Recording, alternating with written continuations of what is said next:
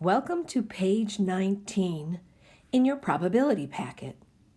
Here we've been given a spinner in activity E. There are 10 wedges on this spinner. All are the same size, so all outcomes are equally likely. Let's label the wedges on the spinner, starting with 1, 2, and all the way around. Please label your wedges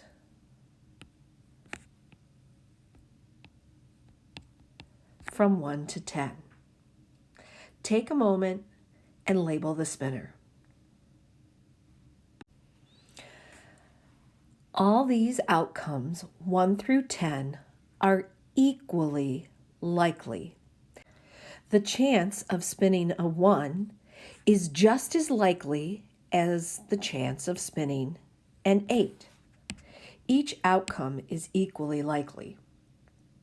Let's calculate some probabilities, but first, anytime we're given an event such as a single spin or a single roll of a cube, we like to draw a little pool of elements representing all possible outcomes.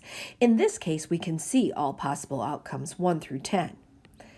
Sometimes you'll be given an object and you won't be able to see all sides or all outcomes, but we like to list them so we get a nice sense of all the different outcomes.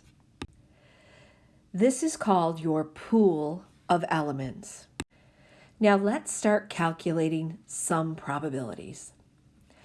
Our event will be a single spin of the wheel.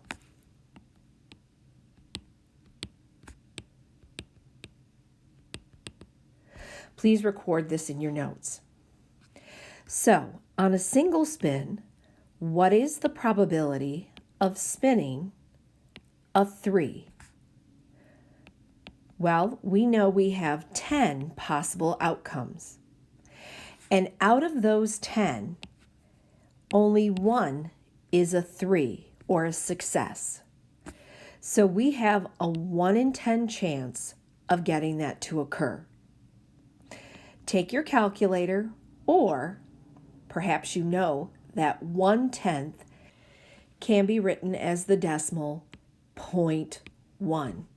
or 1/10. And as we convert this to a percentage, we move the decimal twice, multiplying by 100, we see we have a 10% chance of getting this particular event to occur. So if we think about the probability scale, a 10% chance is here on the scale.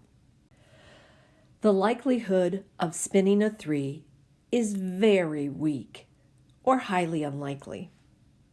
Let's do another one. What's the probability of spinning on a single spin? A value less than 4. Well, that would be a 3 is less than 4, so is a 2, so is a 1. Well, on a single spin, and out of 10 possible outcomes, 3 of them would be successes, a 3/10 probability. As a decimal, we know 3/10 is written this way. Multiply 1 by 100 and convert it to a percent. That means we would have a 30% chance of success, which puts us right about here on the probability scale. Clearly, 30% is better than 10, but still, we can do better. Let's try this one. What's the probability of getting a value less than 6? Well, that's a 5, a 4, a 3, a 2, or a 1 on a single spin. So out of 10 possible outcomes, 5 are successes. 5/10 written as a decimal is 0.5. As we convert to a percentage, we get 50%. That puts us here on the probability scale. Our chances are a bit better. Let's say you're a winner if you get not a 7. Think about all the numbers out of the 10 possible outcomes that are not 7. 1's not a 7. 2, 3, 4, 5, 6, all of those are not 7. All of those would be winners. An 8 is not a 7, neither is a 9, neither is a 10. The only number you want to avoid is 7. So we have 9 successes out of 10.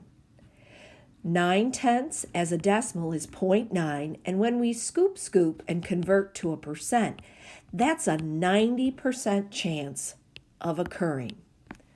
That is highly likely. How about this problem? You're a winner if you get not a 20, which means all the elements in the pool are considered successes. All of them are not a 20. So out of 10 possible outcomes, 10 are successes. 10 divided by itself is 1, and when we multiply by 100 and convert it to a percentage, that's 100% chance of being a winner. It is what we call certain. It absolutely must happen, and that is here on the probability scale. Let's say you're a winner if you spin a 20 on the wheel. Well, if you look at the wheel and our pool of elements, we do not have a success in the pool of elements. In other words, we don't have a 20 in our elements. So on a single spin, there are 0 successes out of 10. It just can't happen. It's impossible. So we are at a 0 probability, and when you move your decimal points, it's a 0% chance of occurring. It is what we call impossible. It just can't happen. Now take a picture of your notes and send them back. This concludes Activity E.